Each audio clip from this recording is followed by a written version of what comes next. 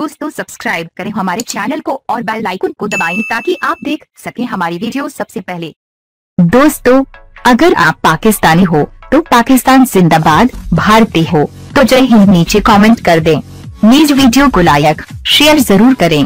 तो मेरा तो इज़हार तशक्कुर, मेरा नाम दानियाल है, मकबूजा कश्मीर से हूँ और मुझे बस आपसे ये कहना है पूरी क्योंकि काफ़ी लोग कश्मीर में आपकी एक फ़ैन बेस है और आप उससे काफ़ी अवेयर भी हैं और आपने उसको एक्सप्रेस भी किया है, पर उस फ़ैन बेस से आप उस तरीके से इंटरेक्ट नहीं कर पाते जिस तरीके से बाकी फ़ैन बेस से कर पाते हैं फॉर ऑब्वियस रीजंस।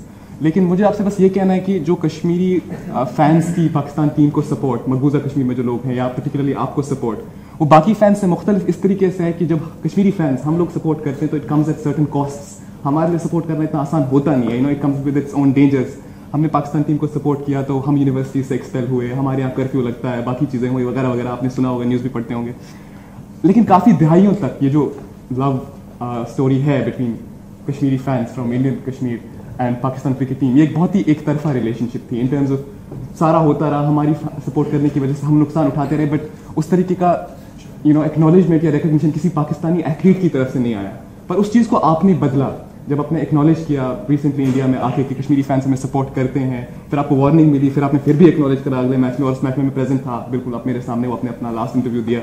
उसके अलावा फिर आप बाकी महाजों पर भी इस इशू को उठाते रहे हैं, तो सब के लिए a big thank you on behalf of all the Kashmiri people who are fighting their fight. और आपने जितने महाजों पे उठाया है आगे भी यही उम्मीद है कि उठाते रहेंगे, और मैं ये उम्मीद करता हूँ कि एक प्रेसिडेंट बने बाकी एथलीट्स और बाकी इवन शोबिज के जो स्टार्स हैं, बाकी वगैरह स्टार्स हैं, तो कि वो भी इसको आगे लेके चलें। तो ये एक है। और इसके बारे में यार मैं यही कहूँगा, थैंक यू सो मच। मेरे ख्याल में एक बहुत बड़ा इशू है, इसको दुनिया ने कश्मीर एक इशू बना दिया। कश्मीर कोई इशू नहीं है, जो वहां पे लोग रहते हैं। मैं कहता हूँ चलो पाकिस्तान को नहीं चाहिए कश्मीर, इंडिया को भी ना दो, कश्मीर अपने एक मुल्क बने, एटलीस्ट इंसानियत तो जिंदा रहे ना, जो इंसान मर रहे हैं वो तो ना हो ना यार।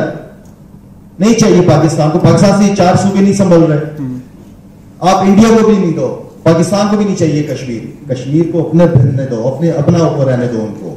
इंसानियत बड़ी चीज है, जो वहां पे लोग मर रहे हैं तकलीफ होती है, कहीं पे भी इंसान मरता है चाहे वो किसी भी मजहब का हो,